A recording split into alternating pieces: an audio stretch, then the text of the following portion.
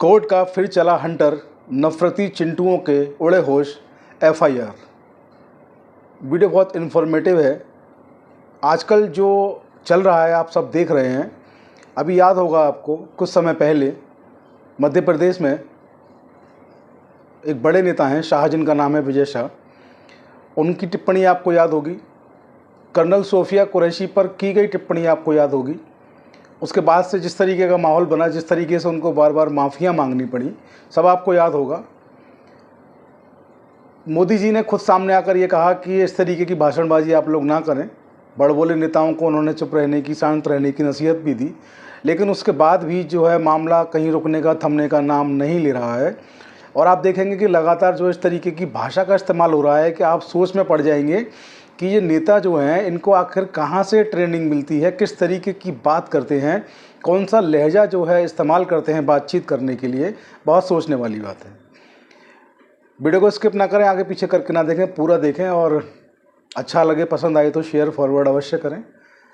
तो आइए शुरू करते हैं कि आखिर मसला है क्या।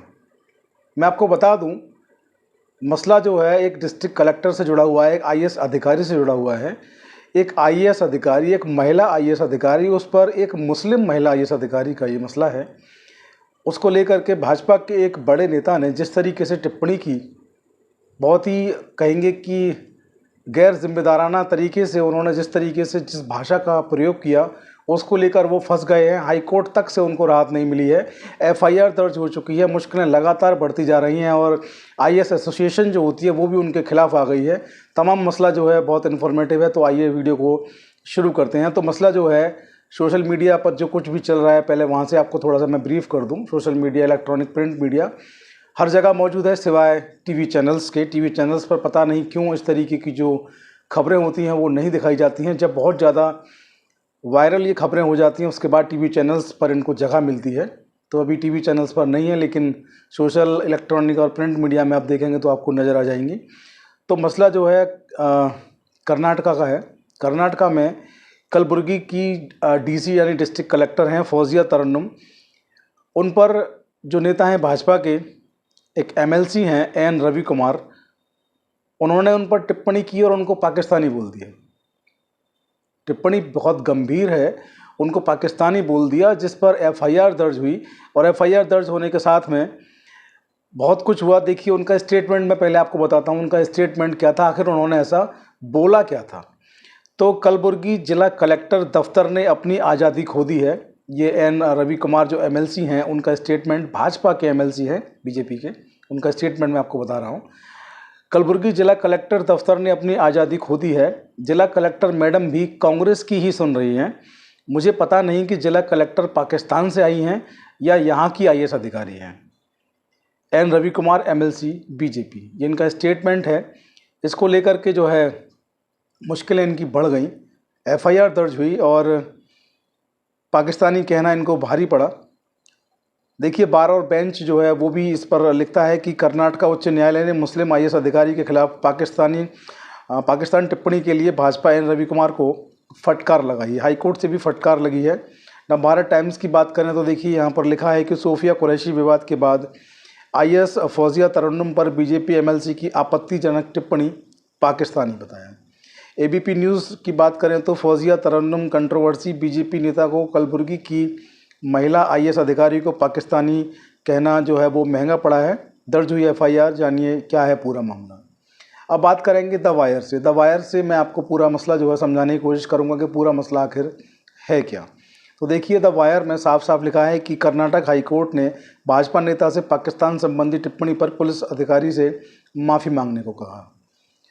जो डिस्ट्रिक्ट कलेक्टर हैं उनसे माफ़ी मांगने को कहा है। तो खबर मैं आपको बता दूं, देखिए कर्नाटका हाईकोर्ट ने भारतीय जनता पार्टी भाजपा एमएलसी एन रवि कुमार से कहा है कि वे आईएएस अधिकारी के खिलाफ की गई पाकिस्तान संबंधी टिप्पणी पर कलबुर्गी की जो डिप्टी कमिश्नर हैं, जिला कलेक्टर जो हैं, उनसे माफ़ी मांगने को यहाँ पर कहा गया है। और समाचार एजेंसी जो है पीटीआई, इसकी रिपोर्ट के मुताबिक इन्होंने खबर को छापा है। इस पर लिखा है कि समाचार एजेंसी पीटीआई रिपोर्ट के मुताबिक रवि कुमार की याचिका ये कि हाई कोर्ट में गए थे एफआईआर के विरुद्ध, एफआईआर को ख़त्म करवाने के लिए।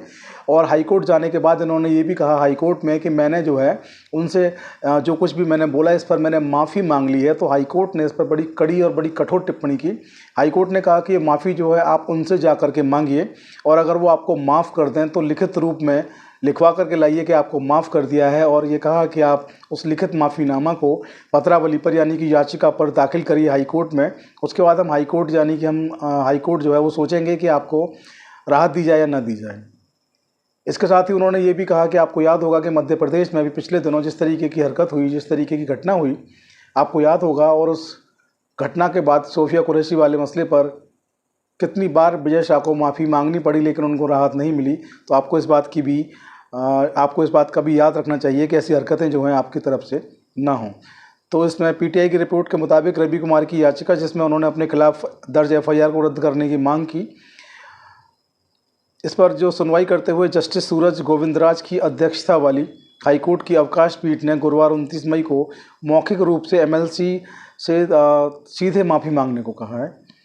ज्ञात हो कि 24 मई को भाजपा के विरोध प्रदर्शन के दौरान रवि कुमार ने आईएएस अधिकारी तरन्नुम पर कांग्रेस पार्टी के इशारे पर काम करने का आरोप लगाया और कहा था कि वह पाकिस्तान से आई हुई लगती है। देखिए किस तरीके की बात यहाँ पर जो है कही गई है। और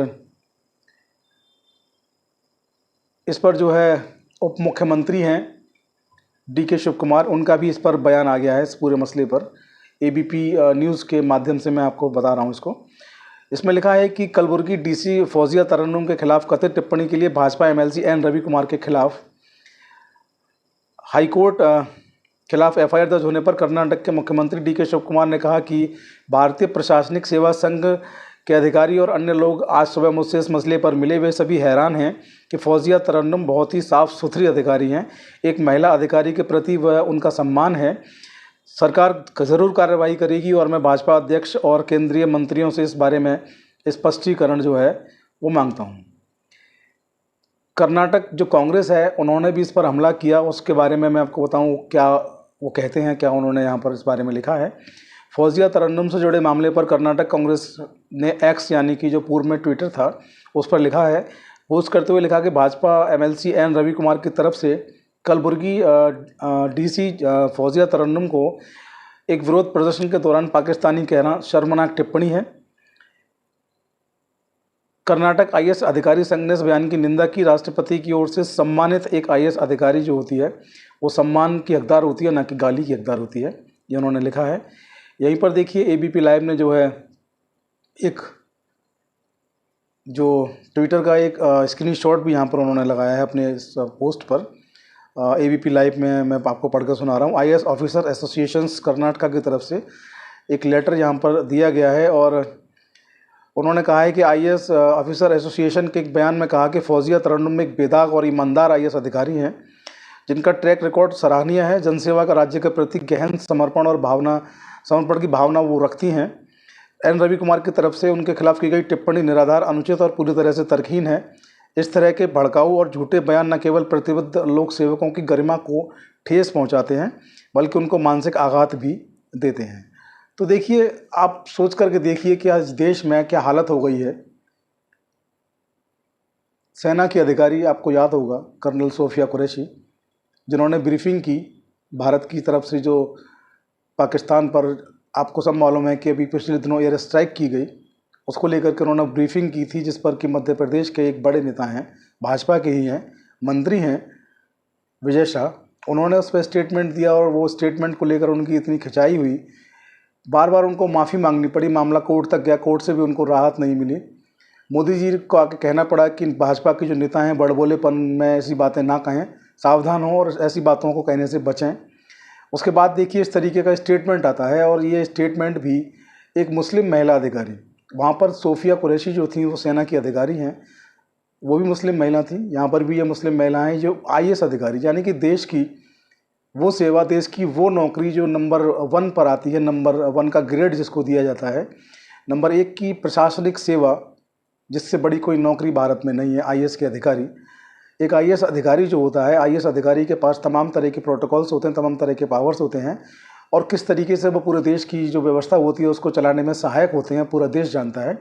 उनको सम्मान मिलना चाहिए। और ऐसी अधिकारी जिनको कि राष्ट्रपति द्वारा सम्मान पहले भी दिया जा चुका है, ऐसे अधिकारी के प्रति इस तरीके की टिप्पणी करना और ये कहना कि वो लगता है कि पाकिस्तानी है, पाकिस्तान से आई है, हाई कोर्ट जाते हैं, एफआईआर दर्ज होती है, एफआईआर से बचने के लिए हाई कोर्ट जाते हैं और हाई कोर्ट ये कहता है कि आप जो है उनसे जो माफ़ी आप मांग रहे हैं, जो आप कह रहे हैं कि माफ़ी जो है उनसे माफ़ी हमने मांग ली है पूर्व में, ये माफ़ी जो है आप उनसे व्यक्तिगत जा करके मांगिए, व्यक्तिगत माफ़ी मांगने के बाद उनसे लिखवा करके लाइए, उसके बाद याचिका पर उस माफ़ी को दाखिल कीजिए, उसके बाद सोचेंगे कि आपके साथ क्या किया जाए, आपकी याचिका का क्या किया जाए।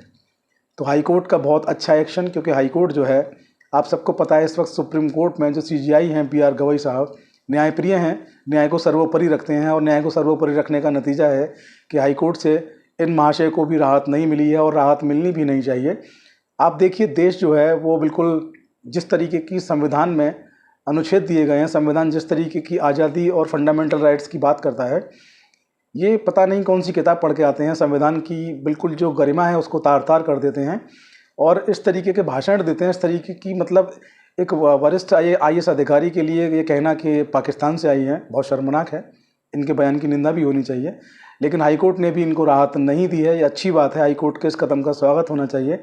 अब देखने वाली बात यह है कि जिन महिला IAS अधिकारी के लिए इन्होंने टिप्पणी की है कि वो पाकिस्तानी हैं, उनसे व्यक्तिगत जा कर के माफ़ी मांगते हैं कि नहीं मांगते हैं, और उस माफ़ीनामा को पत्रावली पर दाखिल करने के बाद हाईकोर्ट जो है इनके प्रति किस तरीके का रुख जो है अख्तियार करता है, कोई राहत मिलती है या नहीं मिलती है, ये देखने वाली बात होगी। जो भी उस पर अपडेट होगा उससे आपको अपडेट ज़रूर कराएंगे। लेकिन मैं यहाँ इस मंच के माध्यम से ये भी कहना चाहूँगा कि देश में सभी धर्म जो हैं वो समान हैं, सभी धर्मों का सम्मान करना चाहिए और जो लोग देश की सेवा के लिए आगे आए हैं उनका सम्मान सर्वोपरि है। चाहे वो कर्नल सोफिया कुरैशी हों, चाहे वो IAS अधिकारी तरन्नुम हो, किसी के भी प्रति किसी को भी पूरे देश में किसी को भी इस तरीके की भाषा बोलने का अधिकार नहीं है। सब व्यक्ति, जो भी व्यक्ति इस देश के नागरिक हैं, उन सबको अपने अधिकार और अपने कर्तव्य भी पता होने चाहिए।